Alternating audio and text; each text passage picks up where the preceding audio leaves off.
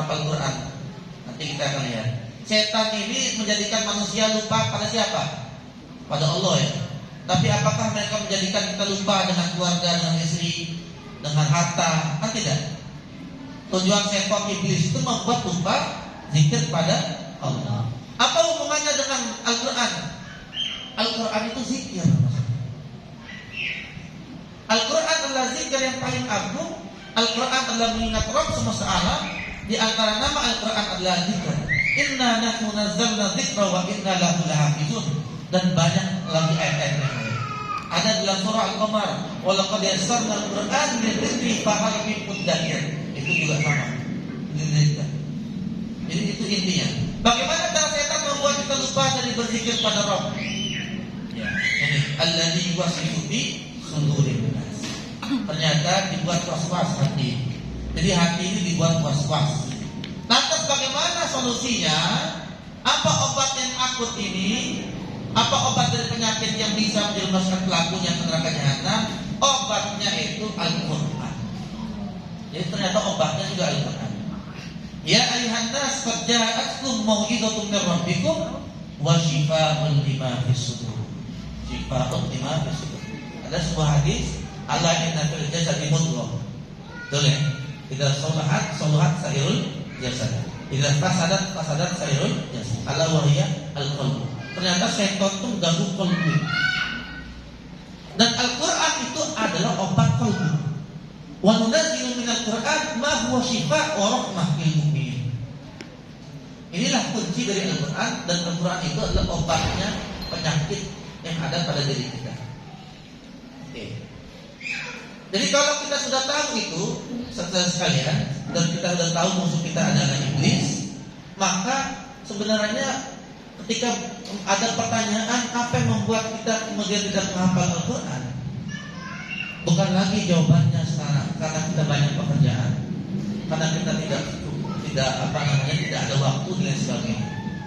Jawabannya sebenarnya tadi pertama itu iblis, jawaban keduanya karena kita belum menjadikan Al-Quran itu sebagai prioritas. Kita belajar, kalau anak-anak misalkan belajar 12 tahun belajar, habis itu nanti dapat ijazah dia bisa kemudian lanjut kuliah lagi, S1 sekian tahun, S2 sekian tahun, S3 sekian tahun. Kenapa bisa sampai mendapatkan ijazah? Karena sekolahnya jadi prioritas. Habis itu kerja dalam sehari 8 jam, dalam seminggu kurang lebih 40 jam, dalam sebulan kurang lebih sekian jam, dalam setahun sekian jam, dalam umurnya 50 tahun sekian jam untuk kerja. Bahkan ada ibu-ibu misalkan, ustazah misalkan yang dalam seminggunya itu mungkin 40 jamnya untuk nonton film Korea misalkan keluar. Itu artinya apa? 15 tahun umurnya untuk nonton. Kenapa bisa demikian? Memang sekolah, memang kerja itu prioritas. Sekarang pertanyaannya, masa nggak bisa Al-Quran kita sisipkan waktu dalam setahun, dalam sehari itu 1 jam saja khusus untuk Al-Quran, dan 1 jam itu jadikan prioritas. Jadi kalau belajar sampai 12 tahun itu bisa, sampai dia bisa kuliah, sampai keluar negeri dan sebagainya, sampai umurnya sekian, masa kok menghafal Quran yang kita dapat, yang kita ketahui kemuliaannya besar, kok nggak bisa kita berikan, jadikan Al-Quran prioritas?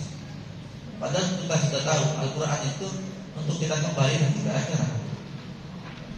Padahal tidak perlu lama-lama, saudara-saudara. Jadi kalau kita mengatur bil kurung, cukup sehari itu 1 jam itu cukup, atau 2 jam saja sehari untuk konsen, fokus. Yang penting 2 jam itu untuk Al-Quran. 2 jam itu pun dibagi.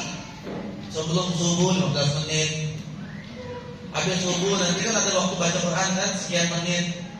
Nanti mungkin habis zuhur tambah 10 menit saja, habis zuhur, habis asar, nanti sebelum maghrib, habis maghrib. Coba dihitung. Itu mungkin 2 jam, bahkan lebih dari 2 jam. Kalau 2 jam itu fokus dan kita konsentrasi, kita jadikan prioritas 2 jam itu untuk serius untuk menghafal Quran, insya Allah berhasil. Insya Allah. Jadi kalau Al-Quran tidak jadi prioritas, tidak akan mungkin bisa Al-Quran dihafal. Itu intinya itu. Jadi meskipun hanya 1 jam, saudara sekalian. Jadi 1 jam itu kita harus jadikan Al-Quran itu sebagai prioritas. Itu kuncinya. Jadi kalau ada orang yang bertanya, apakah mungkin santri pondok pesantren non-tahfidz kemudian bisa menghafal Al-Quran? Padahal di pesantren modern itu nanti ada musik band, nanti ada pentas seni, ada nyanyi. Apa bisa digabungkan nyanyi sama tahfidz Quran? Jawabannya adalah tahfidz Quran itu prioritas, bukan secondary. Jawabannya bukan secondary, bukan sesuatu yang kedua. Karena namanya kalamullah harus tetap nomor 1, nggak boleh nomor 2. Jadi kalau prinsip kita demikian, memang ada nyanyi, tapi nyanyi itu bukan prioritas, itu kita tambah-tambahan saja. Namanya anak-anak kecil butuh kemudian motivasi dan sebagainya. Butuh kemudian di situ ada pendidikan, dia bisa menjadi pemimpin dan lain sebagainya. Karena kita bukan hanya mencetak hafidz Quran saja, kita mencetak pemimpin yang hafal Quran. Kita mencetak nanti pengusaha yang hafal Quran. Itu targetnya. Jadi tetap meskipun ada kegiatan-kegiatan yang lain, Al-Quran itu harus prioritas yang harus diseriusi. Maka Al-Quran itu berhasil, kegiatan yang lain tambah berhasil. Karena yang lain itu akan mendapatkan keberkahan dari Al-Quran yang kita jadikan prioritas. Maka mindset ini harus kita tanamkan.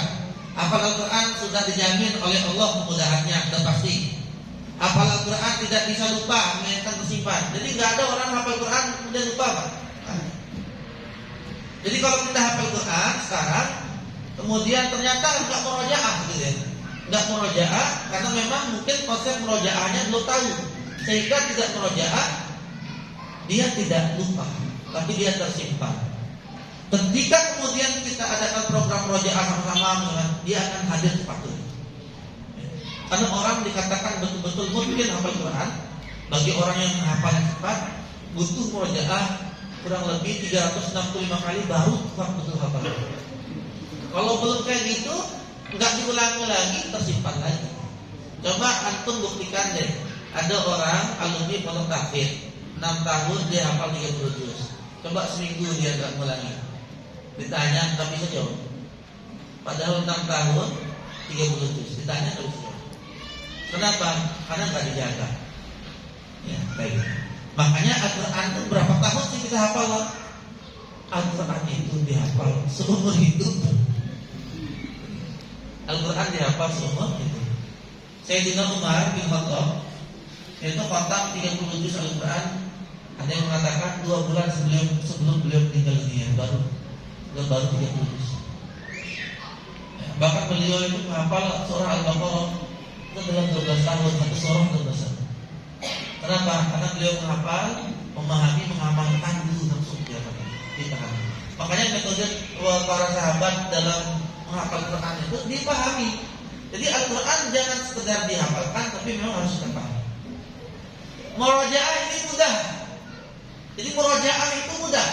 Kita jangan ada omongan, oh menghafal Quran mudah, kemudian yang susah itu adalah murojaah. Enggak juga. Nah, itu mindset kita harus ubah. Menghafal Quran mudah, murojaah mudah juga. Kenapa murojaah mudah? Karena mengembalikan ayat yang tersimpan. Ya, tidak hilang. Murojaah ini mudah, justru yang susah itu kalau tidak murojaah. Ya. Baca Al-Quran itu lancar, taktil sesuai kaidah tajwid memudahkan hafalan Al-Quran. Jadi memang kita harus lancar. Agar bacaan tajwid lancar, maka harus dihafalkan dengan benar, dilafalkan dengan benar, secara talaqi, talqin di hadapan guru. Itu harus. Jadi harus ada nanti program skor. Ini kalau sudah dibuat, nanti ada protokol dan sebagainya. Nanti kemudian harus ada skor. Fungsinya biar mengetahui bacaannya benar atau tidak. Memahami bahasa Arab atau terjemahan bahasa Indonesia memudahkan hafalan Al-Quran. Kenapa kita langsung menghafal Quran, langsung belajar bahasa Arab? Karena memang Al-Quran itu kan kalamullah. Kalamullah adalah bahasa Arab. Untuk apa kita belajar bahasa Arab? Kalau kemudian kita tidak memahami bahasa Arab.